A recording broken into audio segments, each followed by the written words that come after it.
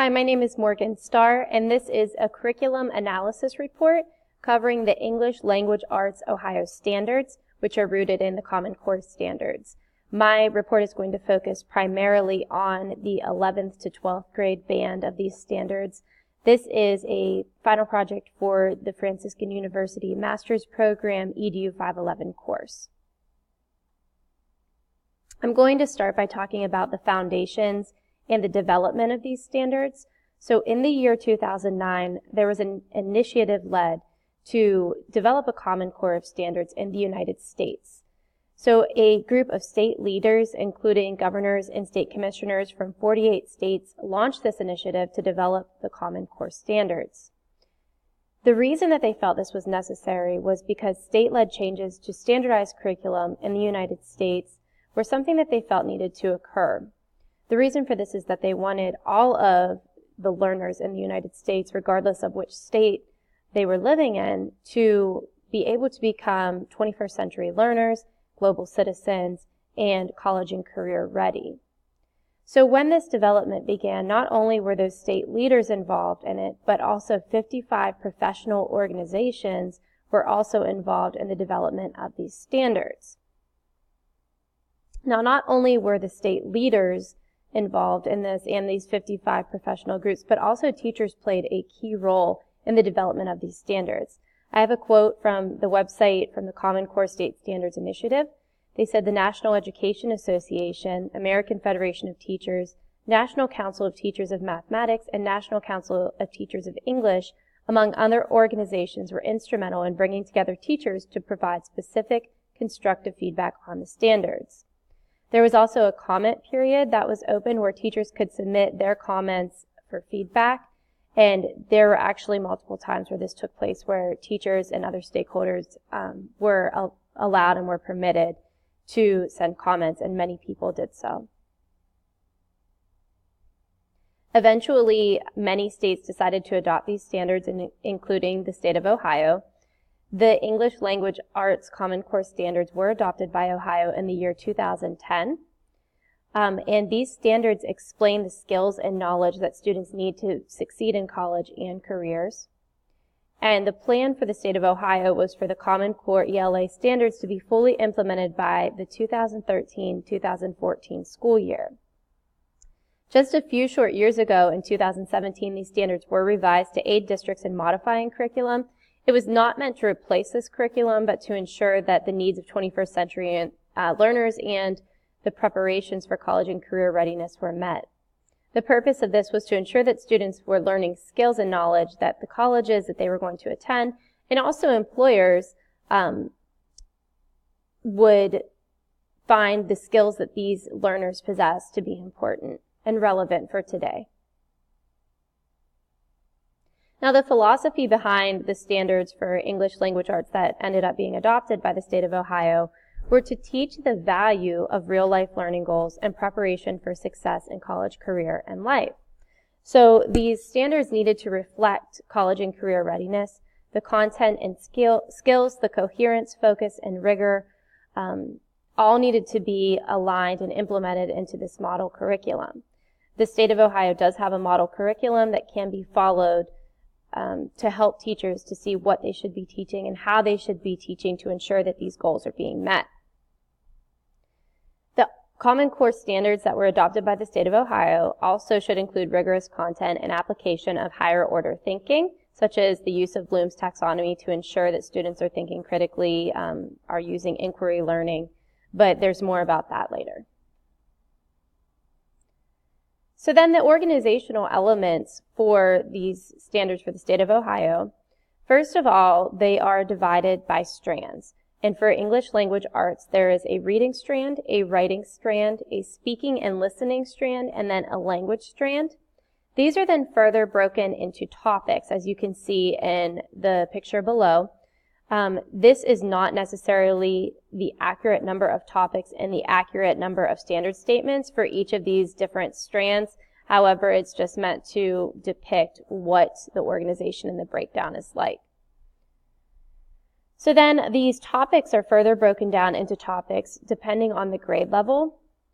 And in these topics, it lists the essential knowledge and skills that students should be able to do and should know when they reach these learning goals and when they meet these standards.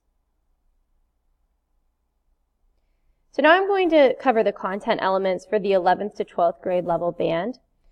One of the interesting things about the ELA standards in the state of Ohio and with the Common Core is that research and media elements have been blended into the curriculum as a whole. Now this has a lot to do with college and career readiness, as well as the fact that students are 21st century learners, and those who created and ended up implementing the Common Core felt like this was imperative for learners in society today. Also, among the content of these standards is relevance to the workforce. So writing, reading informational text, speaking and listening, and language are all skills that those 21st century learners who are going to be going to college and are going to be joining the workforce regardless of their career need to have and need to possess in order to be effective citizens and effective workers. So these standards are useful in real life application. Also, there is relevance to the learner. There are important standards that are being met that can be examined across subject areas. For example, reading informational text is a standard that is covered in English courses. However, it's also important for history courses, sociology courses, science courses, and can be seen across the curriculum. Next, within the content elements, it is imperative that teachers are selecting texts that are complex. Now, this can be done by looking at the Lexile levels, and the reason for this is that the text complexity of college texts and required by employers over the past several years has increased. So for the 11th to 12th grade band of ELA, the Lexile levels of books should be between 1185 and 1385.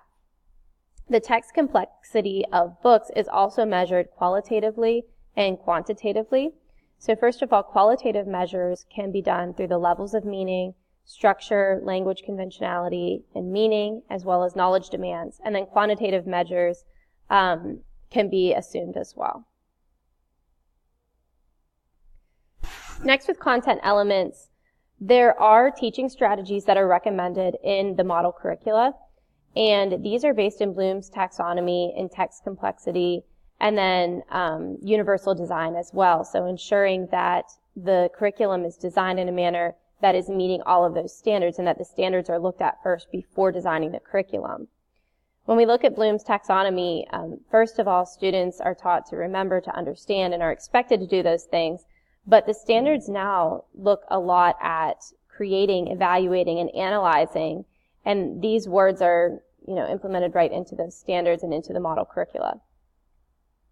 There are also exemplar texts that are noted on the Ohio Department of Education website, and these are suggestions for texts to utilize at various grade levels that meet those Lexile level requirements so that students are reading complex texts. There are also suggestions for learning activities to activate higher level thinking. Some of these are Socratic seminars, fishbowl type discussions. There are inquiry learning activities, a lot of great tasks and activities to activate higher level thinking and to meet Bloom's taxonomy at the higher levels. There is a focus on syntactic knowledge, such as in interpreting literature and inquiry learning as well in the content. As far as assessment is concerned, the Ohio Department of Education wants teachers to use both formative and summative assessments. There is state testing for end-of-course exams, which takes place for English 1 and English 2. However, this is for 9th and 10th graders, so it would not be relevant for the 11th and 12th grade bands.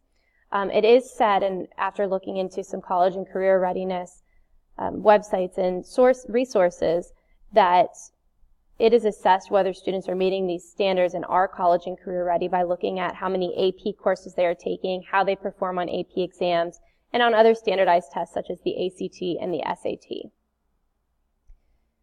Included in the standards are previous grade level progression statements which summarize the prior year's content standards and include the following: information about what students should know and be able to do, information on the background knowledge teachers can activate in students, and so that they can scaffold learning from the previous year, and information that will help teachers develop diagnostic and formative assessments. So it helps teachers to understand what learners have accomplished and achieved in previous years, where they can begin their instruction, and how they can help students to achieve the standards at their grade level. There are also next grade level progression statements which help educators understand how the standards will progress from their grade level to the next. So ensuring that they are helping students to learn all that they need to learn to move on to that next grade level. Now for the 11th and 12th grade, we're looking at from 11th grade to senior year, and then from 12th grade to taking college courses and career readiness as well. For model curricula, it includes recommended strategies. I have mentioned some of these previously. Some others are graphic organizers, close reading, annotating texts, conferencing, and a lot of collaborative learning experiences. These all can be used as formative assessments, which help the teacher and the learner to assess whether he or she is understanding the content, whether they need any remediation so that they can achieve mastery learning, and so that they will do well on a summative assessment. As far as critique elements are concerned, one of the things that I think is imperative in the Ohio ELA standards and that is excellent is that Bloom's taxonomy is utilized and is actually implemented right there into the standards. It encourages higher level thinking in students. It teaches and it enables the teacher to teach the students how to think. Also, the sequence is somewhat up to the teacher's discretion in ELA courses, but there are multiple standards that can be covered in a single unit. For example, if you are covering a novel, there are multiple things that can be covered within the standards. You can cover the author's tone. You can talk about literary devices and how those contribute to the meaning. You can look at important documents from American literature and analyze those. So there are many things that can be tied into a single unit. As far as the scope is concerned, one of the problems that existed previously prior to the implementation of Common Core standards was that many felt that there wasn't scope to the standards. So now the standards allow the learner and the teacher to make connections between complex text and real life, and also across the curriculum. We are making connections into social studies, we're making connections into science, philosophy, so on and so forth. The standards do use the scaffold approach and progress from each year. However, it is up to the school or district to ensure that content is not being repeated. For example, even if you are covering different standards in English language arts, it's still imperative to ensure that an 8th grade teacher isn't teaching the same novel or the same poem as a sophomore teacher, and that is problematic. It definitely shows the need for schools to be aware of what is being taught and when it is being taught, which I think is a great reason to have curriculum mapping. Subject isolation really is not a problem with the ELA standards.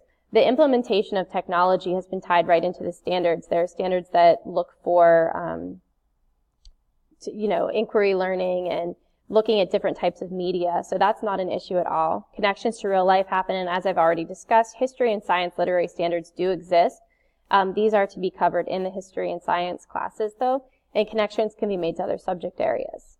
I do feel that the content of the standards is developmentally appropriate based on the grade level progression statement. So if students are learning what they need to learn at the lower grade levels, then what they are to learn at the 11th and 8th grade level should be appropriate for those learners. Lastly, I do feel that the curriculum is coherent. Learning activities and experiences. The problem is that the success of the curriculum depends on the individual district, school, or teacher. So even though the standards are there, it is imperative that districts or schools work hard to ensure that these are being met and that the learning activities and the resources being used are adequate to do so. They do have the freedom to choose all of these things. So the model curricula does give these suggestions for activities that foster face-to-face relationships, activities in texts that are challenging and that allow the practice of behavior suggested, and that activate higher level thinking, which I feel is extremely important. Lastly, I have my references. The Common Core Standards Initiative website was used. Hefner's revision of Ohio's academic content standards, which I found on the ODE website. And then I used a few different sources, Appendix A from the Ohio Department of Education, and lastly, Ohio's model curricula and the standards in general. Thank you.